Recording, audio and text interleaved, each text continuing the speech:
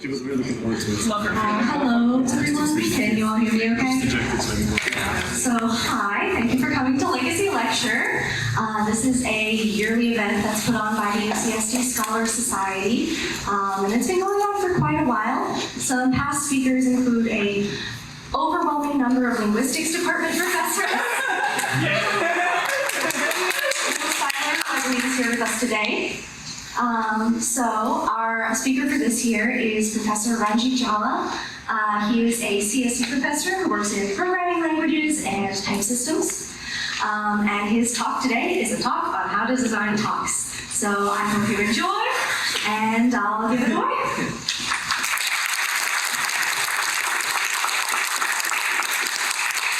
Oh boy.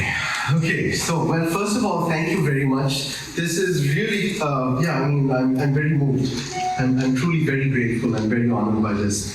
That being said, when I first got the email from, I think it was Eleanor or somebody, or like in the top 4, I was like, oh God, not another lecture. I frantically Googled the other 3 people, like, surely these other 3 people will get more votes than me. Read the odds about. But then I think Corey and some other people, Garen, I think, mounted a campaign. And given that like 90% of UCSD undergrads are computer science majors now, I guess poor chemists had no chance. So really hard. But anyway, all jokes aside, thank you very much. Right? But I was sweating, so. And then I think I got the email from Eleanor, well, brace yourself, Jhala. And then I wrote to my colleague Nima. It's like, dude, what am I supposed to do now? And Nima's like, oh, it's really fun. Just tell them about yourself and just tell them about your life story. But here's the thing, unlike Nima, my life story is boring AF. There's no way that I was like, this is not helping at all. I can't spend half an hour droning on about my life story. And so it was so then I was like, scratching my head desperately. And my default would be to talk about programming languages. And many of you are, many of you were in my classes, and so if you like programming languages, but actually I remember Corey. Corey, who is now in CSE 231, which I was teaching. Is this thing on, by the way? I think it is, right? It is on. So Corey's in CSE 231, but Corey was also in CSE 130, which is the undergrad programming languages class. And I remember Corey made this remark to me. I was literally at the end of the first lecture, maybe the second lecture in CSE 130. He came up to me and he said, Professor Jhala, I'm very glad you are the one teaching this class. Because without an energetic lecturer, this material is boring AF. And I'm sure Corey meant this very positively. I took it very positively. I have to say. But I know exactly what he means. Programming languages is one of those things where if you're somebody like me, you think it's the coolest stuff in the world. But if you're not somebody like me, which is, say, the vast majority of people, perhaps excluding many of you in this room, it is very dry. It's just, I cannot tell you how dry it is. It's just like, it's symbols. We're shuffling symbols around, and we get really excited about it. So anyway, I didn't want to give a talk on programming languages because, I don't know. Maybe I should have some slightly more broader message for people, right? So then I came to this. This is the subject matter for this talk, which is something that I've been thinking about for a long time. So I've been at UCSD for about 20 years or so. And over the course of those 20 years, I've been sort of advising a bunch of students. I hope this damn thing works. Oh, God. Don't make me do this. I do not. Oh, some scoundrel. Was it you? You unplugged my thing. Okay, now I hope it's going to work. Let's just check. I'm going to go backwards. Yes. Hallelujah. Yes, all my lectures are like, nothing works, and then stuff starts to function. Okay, or not. So over the 20 or so years I've been at UCSD, I work with a lot of PhD students, and a lot of these PhD students and also undergrads, they have to give talks at conferences.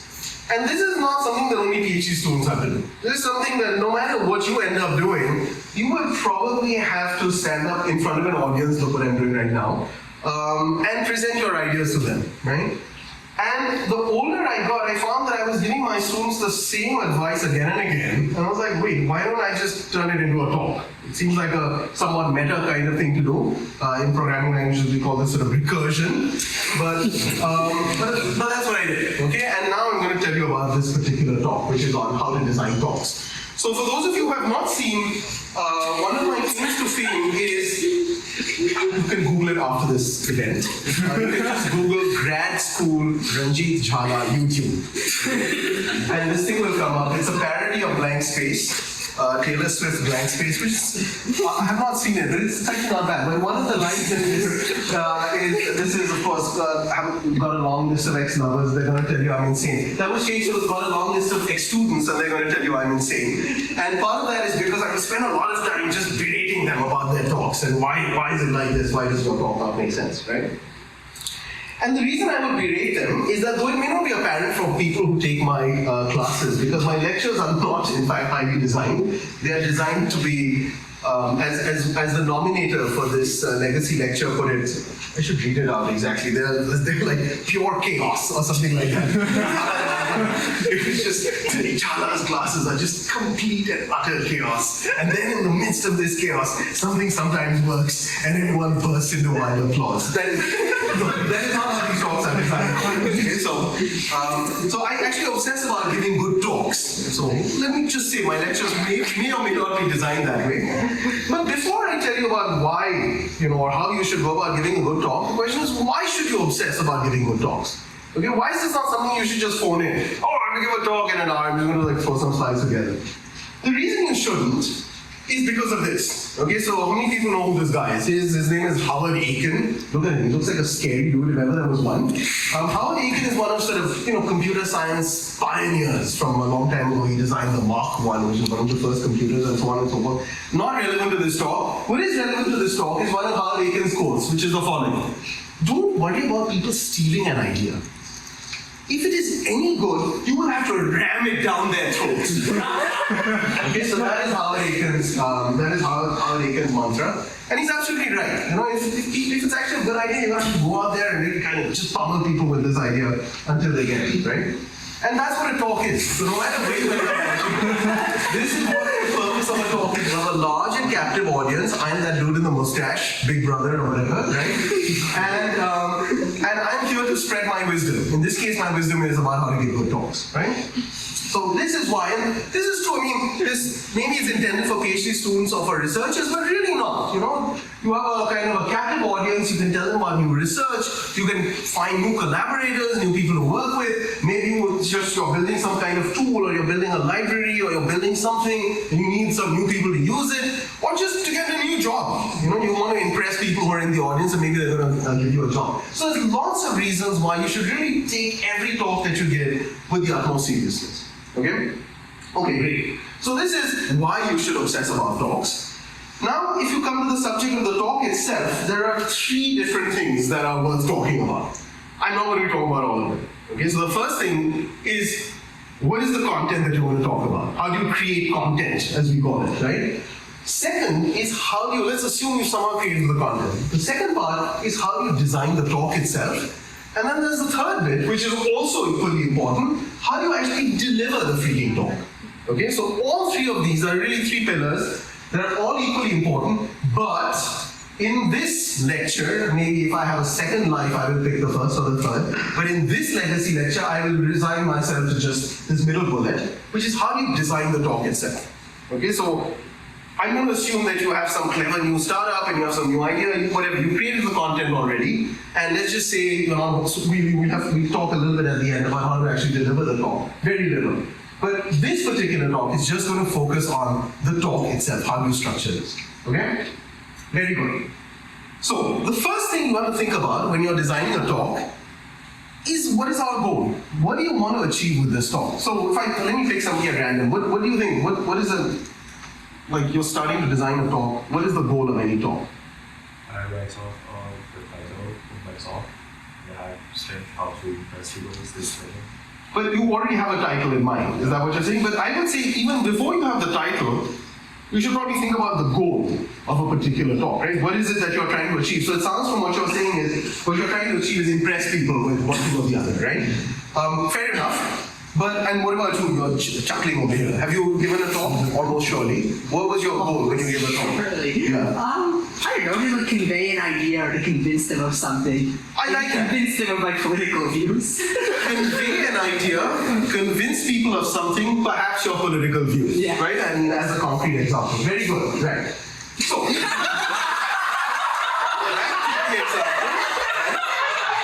so, of course, the goal of the talk was this, right? To inspire, impress, convince, somehow spread wisdom. To somehow convince all you schmucks sitting here that, I have some snake oil to sell you, and I want to tell you that the snake oil is really good snake oil. So this is a given, that this is part of our goal. But there is another second implicit goal that is there in all talks, which is, you want to get this goal across without losing the audience. Okay, without losing the Candy Crush. Because let's face it, all of you are itching right now to bust open your laptops, your phones, your little Apple Watches, who knows what doodads you have plugged into your ears, and start pushing some buttons. Okay? So really the goal is not just to inspire and convey wisdom, etc., spread wisdom, but also without losing the Candy Crush. And this is going to be the kind of recurring motif of this talk. Okay? So my goal, when I sort of explain to you how to design talks, is of course you want to get your message across. But you want to get your message across in a way where you eliminate all the opportunities, or as many as possible, the opportunities for the person in the audience who whip out their phones and I have no idea what's going on later, I'm just going to start playing Candy Crush. Okay? You want to eliminate these opportunities to get lost. So you really, if I think of it as, I'm in the EE department, right? If you think of it as an objective function, I want to minimize the opportunities to get lost. Okay, great. So how do I do that? Okay, so I want to enable focus. I want to sort of build these talks. I want to design the talk in a way where you don't get lost, where somehow you remain on the, you're sort of listening to my every word, right? How do I do this? So now we have to reach back to the wisdom of the ancients. So this is Aristotle, the famous Greek philosopher. And Aristotle apparently, when he was giving his legacy lecture, came up with, is he the one who died with poison, or was that somebody else? Anyway, that was Socrates. Okay. Aristotle's advisor or student, I forget, one or the other. Okay. So Aristotle came up with this recipe. He's like, the way you design a talk is the following. Step 1, tell them what you will tell them. Step 2, tell them. Step 3, tell them what you just told them. Okay, so this was Aristotle's 3-step recipe. 1, 2, 3, easy as that, right? So 2 things about this story. One, it was not Aristotle. Okay, so unlike it is from, it's much more recent. It's from 1908. It is from a pastor. It's from an English priest on, the 3 parts of a sermon, which, by the way, is a talk. He's got the same thing. He wants to kind of convince them of a certain view and so on, right? And so he's like, these are the 3 parts. So that is my one issue with this particular piece of advice.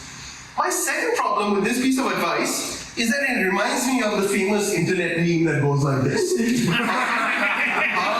How to draw an owl. Have you all seen this? Step 1, draw some circles. Step 2, draw the rest of the people. Because it's not terribly actionable. Okay, great. How do you actually design talks? Okay, so here's my recipe. Okay? So my recipe is the following. I'm going to sort of break down my philosophy of how to design talks into 3 parts. The first is, before you start thinking of the talk itself, you want to think about what I'm going to call the story. Okay, what is the point you want to convey? What is the message? What is the political belief, etc. Okay. Next, I'm going to tell you about how you take that story and you break it down into scenes, and then I'm going to tell you how you take each of these scenes and you break it down into individual slides. Okay, so this is going to be my overall rubric. I do not start by just throw some slides together. It's this very deliberate process where I start first with the outline of the story, then I sort of break it down into scenes, and then I break it scene down into frames. Now this is, there are 2 things to take away from this. One is that I watch a lot of TV, and that's why I think of everything in kind of TV and sort of visual sort of metaphors. And the second is this, if you're not a computer scientist, then it won't make sense. But this is also kind of like how I program. I try to get the program started with a story, and then I think of a scene, and then I think of the individual frame. These are like individual functions. Think of those as the files, and think of the story as the app or whatever I'm trying to build. But that's an aside. Okay, so I'm going to break this. I'm going to sort of break my design into these three segments. Let's look at each of them in turn. Okay, so first, what is the story? Okay, I'm going to go back to the question, which is, what is your goal? So remember, we have this meta goal, which is to avoid focus. But our primary goal is there's some ideas, there's some religion, there's some product, there's something or the other, some snake oil. There's something that we want to sort of impress upon our audience. Okay, I want to impress you with. So for example, what is my goal? Okay, I want to start with this goal and I want to view this story as a path to that goal. Okay, so what was my goal? If you might recall, my particular goal was, I'm getting ahead of myself, let me back up, okay? So what I want to do is identify a goal and then your story is going to be a path to that goal, right? So you can think about it like this. You should think of the story sort of starts with there's some problem. If you're trying to sell an app, for example, you would motivate whatever the problem is, and then the goal is whatever magic solution, whatever magic silver bullet you have. And then you can think of your story as a path, right, to a particular, from problem to solution. And so, for example, let me ask you, let's pick somebody at random. Nagendra, how do you identify a path? How do you describe a path? What is a path?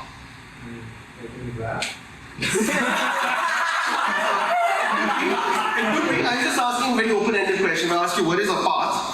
So it's I said, identify your goal, and then the story is a path to your goal. So fine, if it's in a graph, let's just say, what would you do? Something that gets you from point A to point B.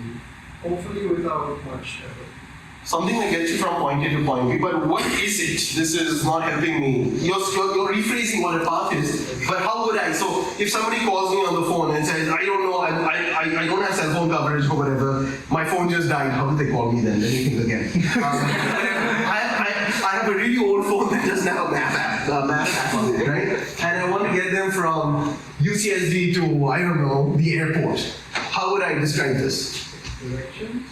Okay, so how would it, so go on directions. Actionable steps. You find this landmark, you take this right. Exactly so, right? I say, okay, well, get from UCSD to the airport, you probably first want to find the trolley stop, let's just say, right? And then you get on the trolley, and then you take it to the such and such stop, and then you hop on to so-and-so bus and so on, right? So the way that you want to identify the path to your goal is first and foremost, you want to identify these landmarks. Okay? So that's the same thing with your talk, right? So the way we're going to design these paths is by taking the problem and then identifying little landmarks along that particular path. Okay, so the landmarks are literally defining the path. So your analogy with the graph is actually a good one, right? We want to say, first you get to that vertex, then you go to the other vertex, then you go to this vertex, then you go to that vertex, and finally you will be where you want to be. Okay? So, the way we're going to identify our path is by pinpointing particular landmarks along the way. Okay?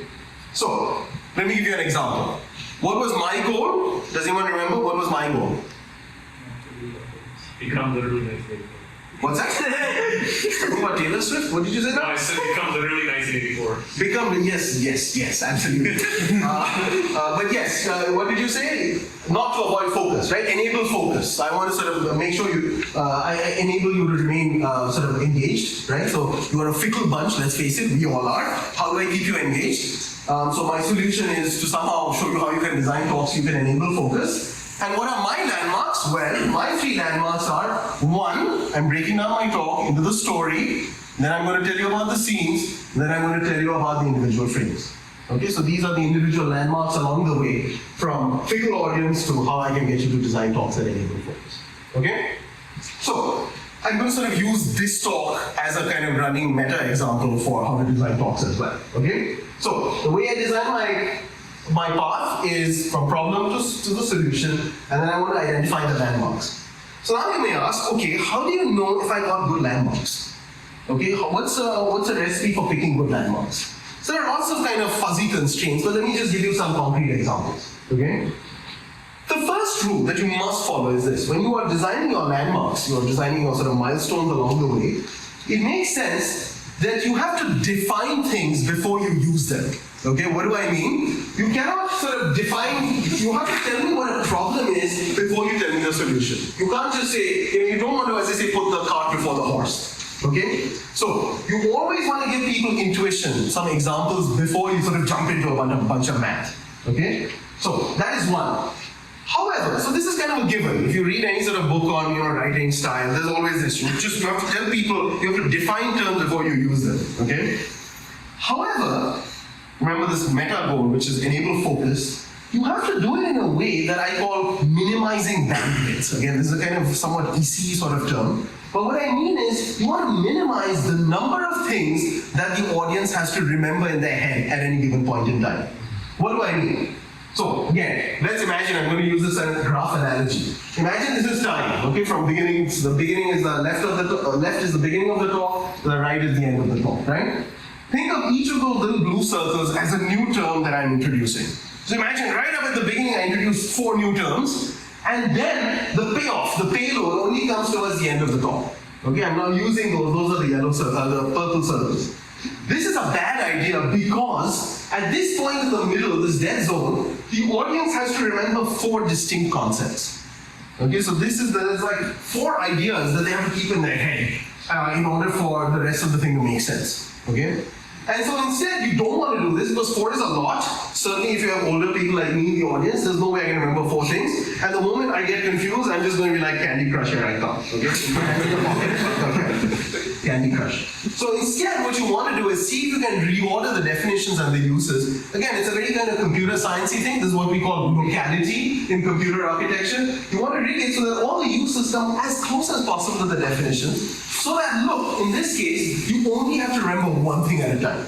Okay, the audience just has zoned in. They were told this idea, then they use it. They were told the idea, they use it. Okay, so you want to pick your landmarks in a way that sort of minimizes the bandwidth, because more bandwidth means more Candy Crush. Okay? Second, now this is crucial. All talks have what I'm going to call a V-shaped complexity. What does that mean? That's a very fancy term for the following graph. Again, here is time on the x-axis, and here is fraction of audience paying attention on the y-axis. Okay? When the show starts, everybody's paying attention. But in the middle, invariably, no matter how compelling you are, how funny you are, how charming you are, how wonderful your slides, people will be trickling away. Okay? They'll be losing attention, and that's the middle. Okay? So, right up at the top, when you have everybody, you want to start with very high-level motivation. Then, over time, you want to slowly introduce more and more technical detail. Okay? You don't want like blizzard and go in detail right in the first 5 minutes, because then that's going to be like a plummeting function, look like a cliff. Instead of this gentle valley, it just right down and nobody came back up.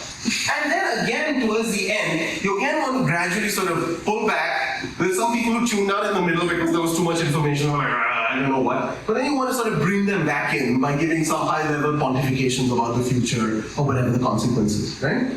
So this is what I mean by a V-shaped complexity. So another heuristic to keep in mind as you're picking your landmarks.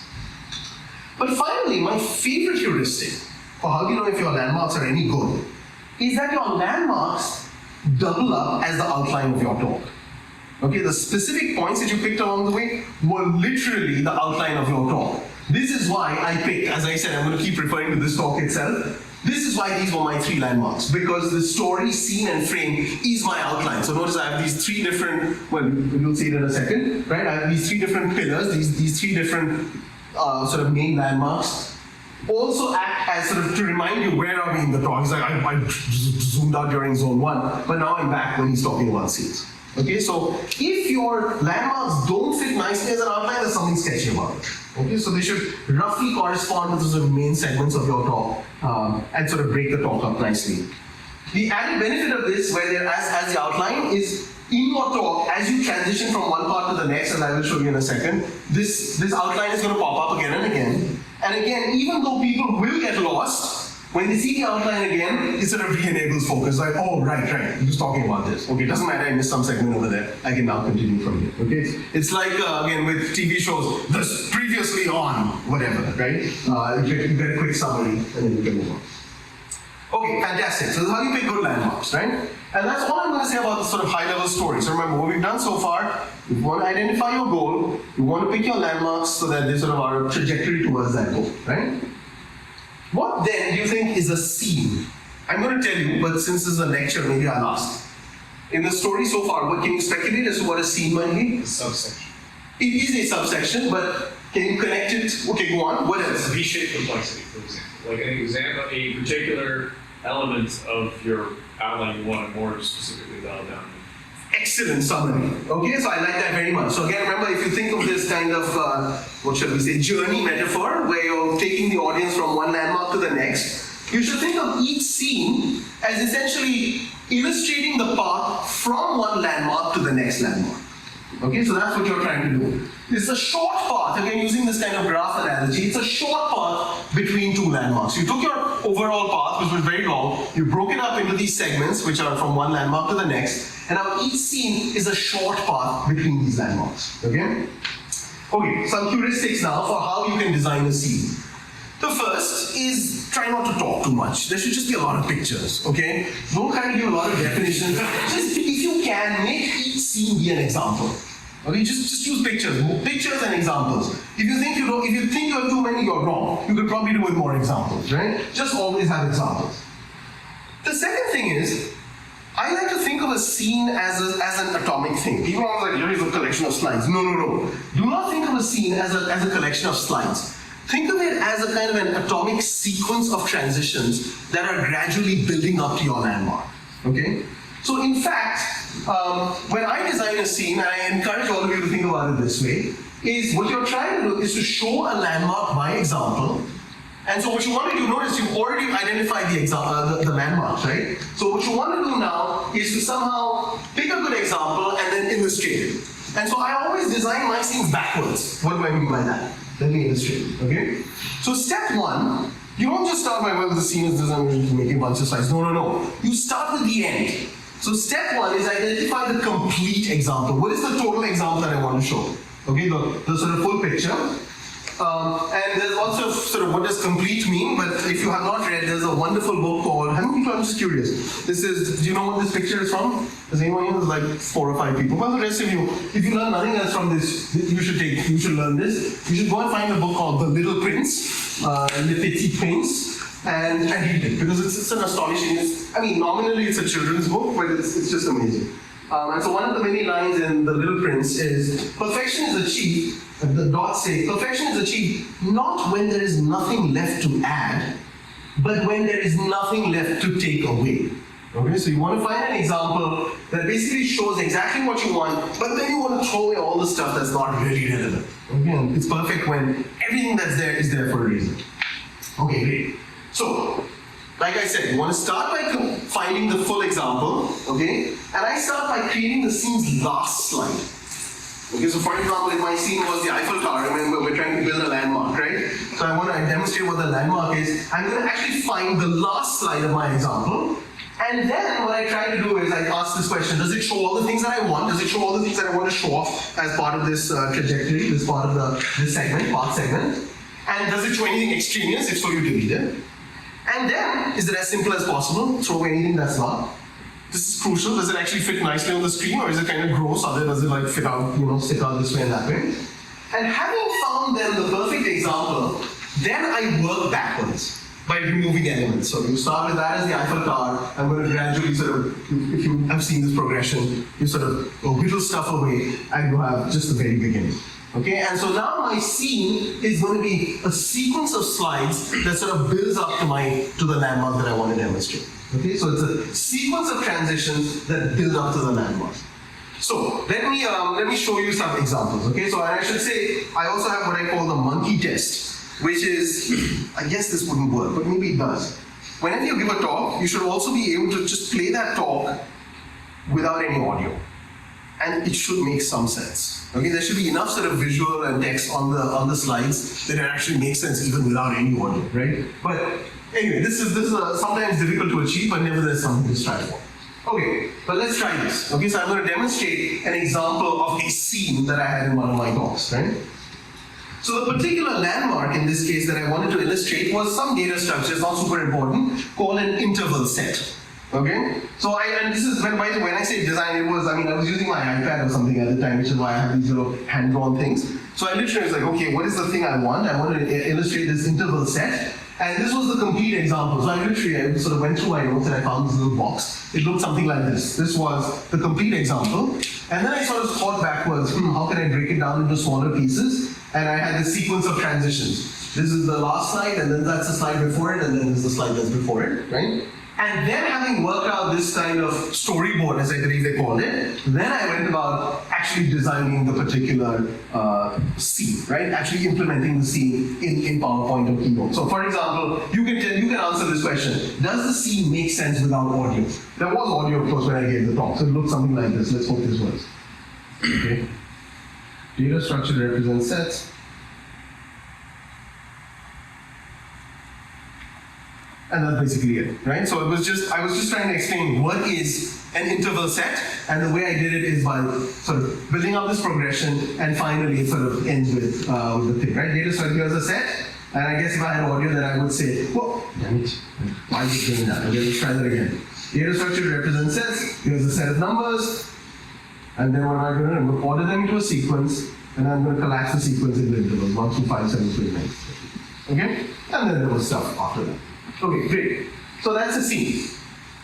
Now, can somebody tell me? Now this brings us to the third part of the talk, which is how do I take these scenes, and each scene is going to be rendered by a bunch of frames. Okay, so if a scene was an entire sequence, a frame is essentially the stuff that's on the screen at a single point in time. What is on a single slide? Okay, so it's, of course, driven. Each of these, the scenes are driven by the outline or the sort of the landmarks, and each scene is each frame is going to be driven by the scene, right? So what is on a single slide at any given point in time? Or what is the one thing that I want you to focus on at any given point in time? Okay? Now, I cannot emphasize this enough because remember, the whole business is about avoiding people playing Candy Crush, right? So the moment you have too many things, you're like, I don't know, am I supposed to be looking at that definition? Am I supposed to be looking at this? I get confused, out comes Candy Crush, right? This is the recurring motif. Any confusion, out comes Candy Crush. Okay, people just are looking for an excuse to bust out Candy Crush. And so, I want to make sure that you're engaged at all times. One way to avoid confusion is by basically eliminating the possibility of you getting confused. If there are two words on the screen, what words do you think you're looking at? Those two words, okay? So, be minimal. So, what you put on the screen at any point in time, it should be, the focus should be obvious, right? So, there's two words on the screen. Well, of course, that just makes the focus completely obvious. You know exactly what you're looking for. There's this guy called Schuchuk, he's a professor at Berkeley, and he has this, he calls it the 12 words per slide rule. Okay? It's somewhat difficult to pull off, but if you can, you should do this. On any given point in time, the focus should be obvious. It shouldn't be, am I looking here or there? Because if there's any confusion, you know what happens. Okay, so step one, be minimal. I had to put a slide up like this because, this was, don't ever make slides like this. Okay, I really shouldn't, I hate looking at this slide. There's lots of things I don't like about it. So, there's just bullet points, I despise bullet points. I don't know why there's nested bullet points. There's just how gross. But the part that I really, if I had a real kind of pet peeve, it's one of those things that you don't even realize unless you are really kind of fussy like I am, which is this green thing at the bottom over here. Okay? This is where you have to read all the way across and then do a line drag and bring your eyes back all the way to the left to continue reading. There is something about this. I gave this talk somewhere else, and someone said, yes, psychologists have actually done studies on this. It literally, it's business you have to wrap around, and imagine that this sentence ended with just one word. It's horrible. You read all the way to the end, and then just the last word, I have to go all the way back there. Are you kidding me? Do not do this, okay? So, if you must have bullets, you must just have a single line that ends at the end of the line. Ideally, somewhere in the middle. Okay, so don't make slides like this. I don't know if you read any of this stuff, but if you didn't, well, you should. Okay. So step one, be as minimal as possible. If I have 6 words, 12 words, 2 words on the slide, it's pretty obvious what I should be focusing on. Well, sometimes you just need to have more than 2 words. Okay? In that case, what you can do is you can be incremental. Again, this goes back to that little Eiffel Tower. Remember, we're gradually building up to a landmark, and so in each of these cases, it should be pretty obvious that the thing the audience should focus on is the diff, what we call in sort of software engineering, right? The change that happened. There might be a whole bunch of stuff, but I want to make it clear that you should be just looking at the diff. So for example, in each of these cases, you can see as you make the transition, you should be just looking at the new thing that was added. Right? So let's go back to this data structure to represent sets. For example, right? On each slide, just focus on the diff. So it's very clear, sort of visually, the place where something changed, and it sort of naturally draws your attention to that particular place where something changed, right? So you should sort of learn to make these transitions so that it becomes obvious what to look at. That being said, sometimes you can't even just, it's too hard to just pinpoint just the diff. That's just a lot of stuff, right? In that case, just tell me what I should be looking at. Highlight the focus. Just tell me. I don't know. There's a lot of stuff on this slide. But there should be one thing I should be looking at, and just tell me what that is at any given point in time. Here's the analogy. How do people know where's Waldo, right? So, for example, there's this dude, Waldo, and like, who the hell knows where Waldo is? He's in there somewhere, right? He's in here somewhere. What do I mean by enable focus? Or tell me what I should look at? Well, that's where I should be looking at. Okay? You just like fuzz everything else out, that's what you should be looking at. What do I mean in terms of, let's go back to my example, right? So here's was my data structure to represent sets, right? Partition into intervals. Very simple, a little bit of programming, what do you know? So here we go, right? Well, back up. Okay, so here we go. So highlight the focus. So now there's a whole bunch of stuff on this, more than 12 words definitely. But come on, pray continue. Why is this not moving? I'll press it once. So here we go, right? So here's the interval set. Now here's the bit you should be looking at, right? You can see I'm using the colors to tell you that these are the bits that you should be focusing on. So when there is a lot of stuff, just tell me what I should be looking at, okay? Don't, and when I say tell me, I mean it should be on the slide. In this case, I'm sort of waving, but ideally it should just be on the slide. It should be pretty obvious what you should be looking at any given point in time. Okay, so that's basically it. That's my sort of overall recipe for how to design talks, right? You want to start with the story, and the way you think of the story is, of course, you know what your problem is. You think of it as a path from your problem to your solution, and the way you sort of break down that overall arc by finding the key landmarks towards your goal. Then you think of each scene or subsection, as you like to call it, as a sequence of transitions that takes you from one landmark to the next landmark, to the next landmark, etc. In each case, you are illustrating the next landmark by example. And finally, each of these scenes is individually sort of has these individual frames, right? The thing that people are looking at any one point in time. And at each point in time, the axiom you must follow is there should be exactly one thing that I should be looking at on the slide, and that should be totally obvious what that thing is, okay? Because otherwise, Candy Crush that, okay? Now, of course, the sad news is that sometimes you only figure out, there's sort of little circular dependencies between all of these three things. What I mean is, you think you've got the story down, the landmarks, then you figure out the scene, and then you come down to the frame and you find, there's just too many things on the slide. And actually, if I just refactored my talk a little bit, then I could have sort of used a slightly different set of landmarks, and with that slightly different set of landmarks, I would not have had to explain these two things simultaneously at this point in time, right? So then you have to sort of iterate a little bit, but there's no sort of getting around that. With practice, you get there, right? Okay, I did say I would say a few words on how to deliver talks. So I would say very little because it's a whole thing on its own, right? You can probably take classes at UCSD about this. There's this, I assume many of you are computer scientists. Have you heard of this gentleman? His name is James Mickens. You should just Google James Mickens. He's quite a character. He's really an astonishing fellow. We tried to hire him, many years ago, but anyway, we failed, and he's a professor at Harvard right now. So this other person, I asked him, what is his insightful blah blah blah, and just the answer, you spent 3 months preparing and just studying videos of other inspiring speakers. So anyway, he gives really amazing talks, and he's very funny, and if you go to his webpage now, he just put out a death metal album. I kid you not, I'm not making this up. I mean, this death metal album where he's got this, but this is the band, and the band is just him. So him playing 7 different characters, each of whom has a richly detailed bio, which is just, ridiculous and over the top. Anyway, highly entertaining, right? But of course, the other people that you should look at are, as I said at the beginning, the 3 parts of a sermon. Look at preachers, look at politicians, because these are people who have to convince people of their views as a kind of, that's their job, right? And of course, comedians, right? So you should just, there's lots of Netflix and whatnot stand-up things that you could just, they're really amazing. They know how to do this kind of thing really well, right? So that's all I'm going to say. Just remember this, as I said, my outline is also my landmarks, story, then broken down into scenes, broken down into frames. And there's other things you might read if you like.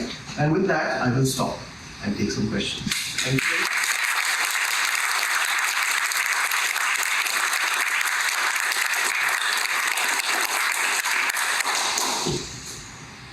Yes. Who are some of your biggest inspirations for the ways that you talk and just in general where you get inspired from to make talk? That's a good question. What's some of my inspiration?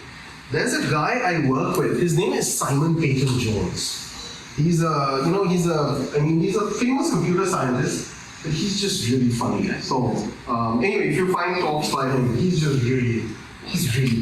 quite incredible. But I mean, he's a kind he's funny not just when he's giving the talk, but even when he's in the audience. So I was in a talk recently. I just laughed still thinking about it, right? So this guy's giving a talk. It's a very serious talk. He's got all this stuff. 45 minutes and he's like, and now we come to this. This is a really important bit. And there's this, and then the speaker says, and I won't have enough time to get into the details of this. The speaker says, right? The Simon Peyton Jones sitting right in front over there, and he says, goodness! Everybody wanted to go home. But anyway, this was all among friends. So he was just being funny. But anyway, he's really good. Who else is really good? I don't know. Mickens is really good. I should have a better answer, shouldn't I? I really like Dave Chappelle, but he's not a computer scientist. I'm just saying. I find him very funny. And I mean, all these comedians, I guess, they're incredible. They really have a good sense of timing. But, yeah. Yes? This has inspired my friends to do improv, but how many hours have you spent throughout your life, like, talking to yourself at home? Or, like, what does it look like when you're, like, agonizing over slides and being like, ah, or anything that people don't normally see? Wait, how much time do I spend talking to myself at home? Practice speaking, or because there's so much here. Yeah, I mean, I have to say that, so I didn't talk about the preparing part. So there's several things. One is just how much time do I spend agonizing over the talk? That is different from how much time do I spend practicing speaking. So a crucial part of this preparation is you make the slides and all that, and then you practice the crap out of it.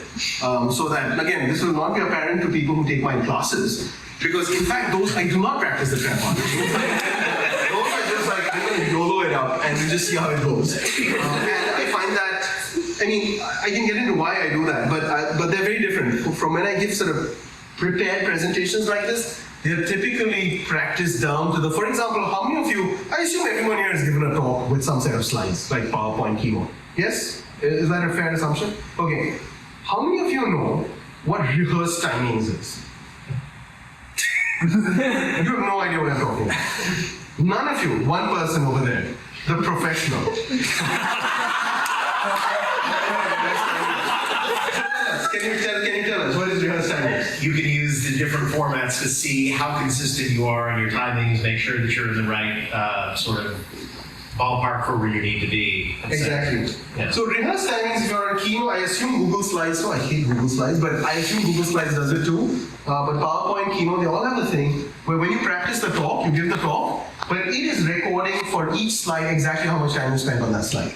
Right? So it's logging that. So you don't have like, you don't have to ask your friend, hey, can you like time me or whatever. You don't have, I mean, it's good. If you have friends, that's, I entirely recommend that. But your friend is not going to sit there with you 10 times or whatever, 20 times as you practice the talk, right? And as you correctly point out, the purpose of this is you get very fine-grained information about how much time you spend on each slide. And so you know exactly how much time you're spending on each scene. Right? So you can sort of break down your talk. These three scenes, I think I want to spend 5 minutes on this, I want to spend 4 minutes on that, I want to spend 7 minutes on this, etc., which adds up to your total time, right? And then you can drill in and it's like, well, this is where I seem to be spending too much time, or you can, as we computer science like to call it, you can profile your talk, right? And figure out where you're spending too much time, what you need to cut and so on. So, but this is a lot of this is sort of practice. So anyway, high level bit is please use rehearsed timings, right? The next time you have to practice your talk. So that was just as far as practicing goes, and usually, I practice, I don't know, a bunch of times. It's one of those things where when you start giving the talk, I don't make, some people like to have a whole script. I don't have a script. I think it's mostly because I'm lazy. Instead, what I do is I just practice, and what you find is as you practice, the script sort of forms itself. Because, after all, you've done a lot of the work of the script as you made the talk, right? And as I'm making the slides, I'm kind of thinking what I want to say. But what you'll find is, as you practice the first few times, the same talk that took 50 minutes with 3 or 4 rounds of practice suddenly comes down to like 30 minutes. You're like, what happened there? Did I just start talking fast? No, what happened is you squeeze the air out of the talk. By which the analogy I'm making is like a bag of potato chips, right? It's mostly air. You squeeze it all out, there's like 4 potato chips inside. The same thing with the talk. There's a lot of and all of that stuff, right? And once you practice the talk 3, 4, 5 times, all of that gets squeezed out, and you're left with just a kind of smooth delivery, right? So anyway, so that's one part. How much time do I now spend agonizing? That's a lot of time. But the thing is, with everything, as with everything else in life, the more you practice it, the faster you get at it. So when I was younger, I would probably spend maybe many weeks or even months. But as I got older, it gets much faster because all these things like these dependencies, definition before use, and how long is this going to take, how long is that going to take, you get a much better feel for it once you practice. So I will say, because my job is, as I'm a teacher, I'm a lecturer, I sort of lecture 3 times a week or whatever. I have a lot of, what do they call it, 10,000 hours or whatnot, right? A lot of that has already happened, but you just have to practice a bunch of times to get there. And I guess we all just talk to ourselves constantly, right? But in our heads. No, but nobody else doing it, it's just me and it's fine. Only in our heads. Only in our heads. Mostly. Yes. What else can I tell you? Yes, go ahead. It's like a fact of life across industries. That like slides are a thing that audiences are subjected to, and they're not like a thing that are inherently a tool or an aid. It's like everyone has been on the receiving end of horrible, useless slides, and a lot of people have been on the end where they're delivering horrible, useless slides. Like, do you have an idea or a theory about why it's so pervasive across industries, and that the fix is not applied or they're interested in? Wait, why do people use slides in industry? Is that No, like the low quality or there isn't like an effort to make slides useful or design a good talk. The interest in designing a good talk is largely absent, and the motivation is in a lot of industries in the sense that I just throw up a slide and it's just there, even though both the detriment of it and the benefit of the alternative is evident. Why is it so pervasive that it's ignored?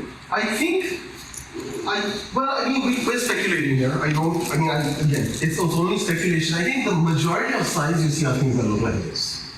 And anytime it looks like this, it's like, people just zone out, just zone out, right? Because now your question is, why is it that way?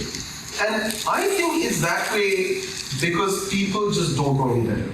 They've just seen other people give talks like this, they're like, that's what it's like, that's all. You sort of thing with bullet points, and it's as if I'm talking and I'll just drop some words so that it looks like bullet points. That's my speculation. It's just people don't know any better, or they don't think that they can make it any better. And so I think with some conscious effort, it's not hard. It's just that people don't. Yeah, you have a better answer? I feel like or different answer than you did? I guess I feel like the thing that happens is people write the things they want to say on the slides, and then they never change them. Well, what they really should be doing is write the slides, ask ChatGPT to make 3 bullet points, and then take the slides that they wrote, put those in the speaker notes, and then take the ChatGPT bullet points that on the slide. It's an interesting thought. No, I think that's a very plausible thing. Instead of dumping your whole thing, you should not have the entire audio for what you want up on your slide, is what you're saying, right? You should have some high level, something a little more abstract. Yes, there was a hand somebody, yeah? So I think there are like 2 issues. So one is like the number of slides limitation. So I think like in certain say presentations all, and they say you have 10 slides or 15 slides like that. What if they say 15 minutes and then people go like 1 slide per minute? So you need to have 15 slides, and then they try to cram as much as possible into each slide. Correct. Right. And the second one is like I think like the way you make slides, like one transition to another and one transition to another. I think I don't know, like a lot of people don't know how to do that. So like you don't want to make like 15 slides which are like incrementally better than more than the other. So they put all of that in one slide. Correct. But I should also say, I assume this is a trick I learned from, all those transitions, for example, I learned that from one of my PhD students. And I'm going to say these 2 words, the 2 words are magic move. Do you know what magic move is? It's a thing in Keynote where you just draw the slides. This is the first slide, this is the second slide, and it just it does the transition. So you're not futzing around with making the transitions happen. It's really quite nice. So it lends itself. So yeah, I think some of it is just, you just need to know the tools are there, and it makes it easier. Yeah? I was wondering kind of how you balance the advice of being minimal and wanting to not have your slides take away from kind of your space, like what you're saying, Yeah. versus like the slides being able to kind of stand by themselves and like be able to be understood without the audience necessarily. The way, that's an excellent question. There's a tension there, right? I want to be very little, but then I also don't want to talk. So it's like something has to give somewhere. But the answer is, what do they say? A picture is worth 1,000 words. So if a well-chosen example goes a very long way. Because again, if I show you a picture of what I don't have to like spell it all out in words. So yeah, I think the short answer is pictures. Or very sort of concrete examples make it quite easy to convey things without a lot of text. Why do I have this slide up? This picture has 1,000 words. This is not the picture. There's only one word in this entire slide that is relevant, which is don't. If I had to highlight the focus, it would be on don't. But yes, that's the short answer. Is the examples is the way you can somehow reconcile that. Yeah. Yes. Yes. Yeah. Go on. Does it drain you doing all this lecturing? I know you. Does it ruin me? No. Drain me. Yeah. I mean, you're pretty energetic in class, I would assume.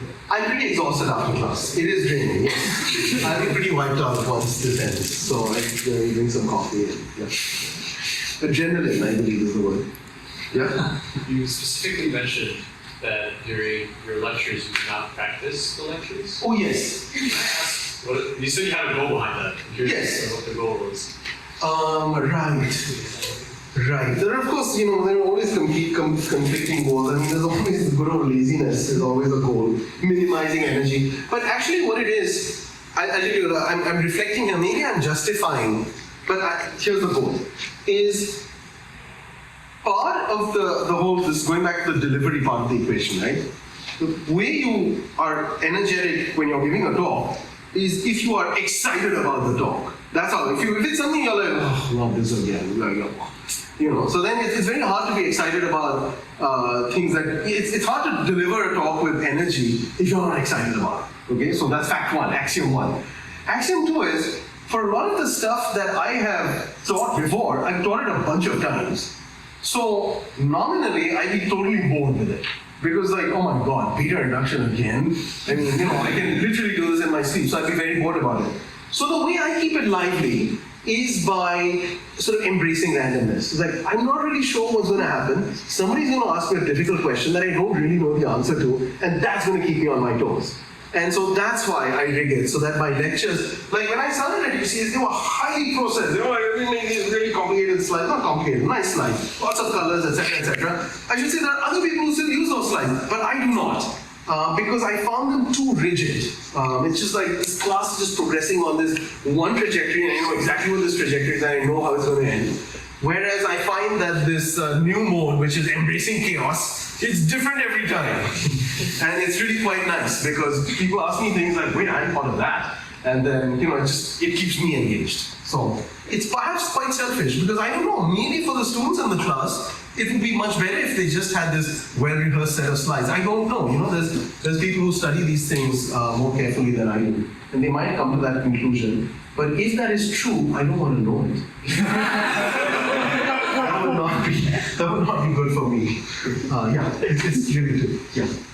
Yes. I guess the other perspective is, as a student in your class, watching you stumble through the process is in itself a good experience because when we're sort of trying to do the homework, it's like we're also stumbling and like, okay, the professor's also not perfect at this. So this is what he did to solve this problem. So. Right. I also tell myself that. I also do. I mean, I thank you. I agree. But yes, there is some of that. It's like, oh my god, now what? And yeah. Because in reality, doing any of this work has a kind of backtracking flavor to it, right? Where you go down this blind alley and they're like, oh crap, we painted ourselves into a corner. Oh, I should have thought of that other thing. And so on, right? So it's kind of simulating that. But as it happens, doing it is also quite fun. Sorry, yes, Justin. So I have a question just about obviously the more time you put into a talk, the better prepared you're going to be to give it. And I was wondering if you had any advice on the low end of that spectrum of I have 3 hours, I need to give like a 30-minute talk. like what do I do in these 3 hours to like maximize how good it can be? 3 hours, eh? That would be like my lecture. I mean, I don't know. I mean, I would say again, what I would do, it's not, look, I mean, let's be honest here. It's not that this has not happened before, is what I'm going to say. In that case, what I do is, if you go back to this, be incremental, let's go back to my outline, my beloved outline. Blah, blah, blah, sorry, I will cut to the end. Not recommended reading. Here we go, right? So this guy. So what I would do is, again, I'm a very top-down sort of person. So if I have 3 hours, for example, if I have 3 hours to prepare a lecture, then what I do is I focus on the story. What are the landmarks? What are the examples? And then I basically put a bit of stop right there. Maybe I'll get as far as the scene. In that, just what is the set of examples? And then we'll just wing it. After that, we'll just kind of make it up during the things, right? But I really want to nail down the high-level landmarks. That's the first thing I want to nail down, and the progression of those landmarks and how they sort of depend on each other. That is really. If you have that, then the rest is detailed. I mean, literally is detailed, right? But that's where I would focus on those 3 hours. So, for example, if I had to give a talk, I had to do 3 hours. I would spend those 3 hours thinking about, well, what is the point I want to make? And what is a set of 2 or 3 examples that I can use to make that point? Just like what are the finished examples? And then we figure out how to work through the examples sort of during the class of it. Yeah? Yes? I know the answer to this question is it depends, but what do you assume about your audience that helps you talk? Like I know like talking to an audience that you assume is interested versus not interested or has experience versus doesn't is very different. So what do you, given that you don't know anybody, which is probably the case, what do you assume about them? That's an excellent question, and that's a very difficult question because people have very different levels of where they are coming from, right? So again, this thing where I started at the beginning, where are you? What is the problem, and where do I want to take you, right? So the goal is where I want to take you. Well, this sort of presupposes that everyone is starting at the same point, when in fact they are not, right? And so I guess the way. The talk makes it sound like I assume everybody's at the same place, but really I think it's perhaps better to think of a talk as a bus that you are taking from some baseline that is starting at some place, but where you're picking people up along the way. So there are some people who already know what this problem is and who've suffered through it in the past. There's people with some varying levels of difficulty or varying levels of experience with this particular problem. And I think what you want to do is you still have to have some mental model of probability distribution of where people are. So there's some people, maybe 10% of the people who really know this material very well, but 60% have some idea of what's going on, and then 20% are totally clueless about what I'm even going to talk about, right? And so I think what you want to do is, as you're sort of motivating the problem, at that part of your talk, you want to have a little bit for these 20%, but tailor primarily to the center, as it were, which is this meat of 60%. That's how I think about this. So, for example, for this particular talk, I sort of cheated here a little bit because I could have given a more technical talk, and that technical talk would have required knowing much more about you, the audience, right? And so here, the talk that I picked was very broad, and I'm assuming people have given talks, or have had to give talks, or will have to give talks, right? And have probably suffered through bad lectures with lots of bullets and nested bullets. So I'm not making a lot of assumptions here. So I would say my general heuristic is to try and come up with some distribution, tailor my primary starting point to the sort of the median or the mode of that distribution, but have something in for people at either end, if that helps. That's super vague. Okay. Very good. I don't know. I mean, I can stop talking at any point. I don't know. Where's Eleanor has taken off? She's like, I can't do this anymore. So I'll be honest, I have no idea what the time is. We have another group coming in at 5. So. Oh, in 5 minutes. Okay. No, so we should 5 p.m. At 5 p.m. And what is the current time? 4:40. Okay, so maybe one last question. I saw some hands. Okay. If you have to make a tier list of presentation software, if you have to make a tier list of presentation software, Microsoft PowerPoint, Keynote, Google Slides. Tier list. A tier list, yes. What goes in each category? Well, I use Keynote now. Okay. So that is my favorite. Okay. I would probably put PowerPoint after that because I use that a lot. And it's not bad now. I mean, it was pretty good, but I really like Keynote now. Google Slides is a distant third. And then right at the bottom would be like Beamer.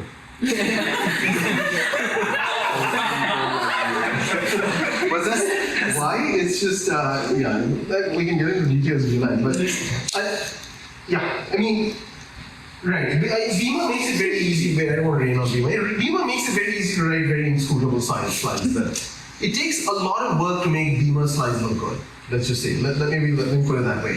And so it's very easy to just use the defaults, and the defaults are like equation, but just bullet point equation. So that's my main beef with Beamer. Yeah. I have that exact same question, but from Professor side. Oh, God. Fair enough. Happens. Yeah. What's a good TV show you recommend that has good writing? That has good what? Writing or storytelling? But right now I'm watching something called Ripley on Netflix, which is really very good. If you haven't seen it, I mean, which one? The black and white. The black and white one, aka the black and white. It's really good. So it's really fantastic. But anyway, that's just again locality. That's at the top of my head right now. What was the name? Ripley. Ripley. It's really quite good. So, but beyond that, there are so many. I mean, the one I really like before that I recommend is it's called Tokyo Vice. If you have seen it, it's about this guy who's an American journalist. It's apparently based on a true story. It's based on an American journalist who decides he wants to be a journalist in Japan, in Tokyo, and he gets embroiled in like the mob and whatnot. It's very good. It's very good. It's really good. But anyway, 2 recommendations. Question? Yes. We have to stop. Very good. We're done then. Thank you very much.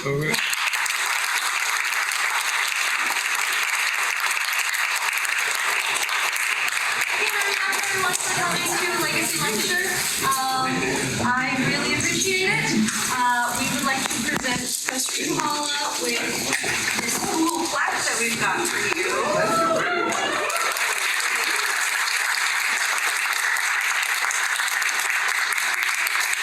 And this was a fantastic talk. Thank you very much. Thank you.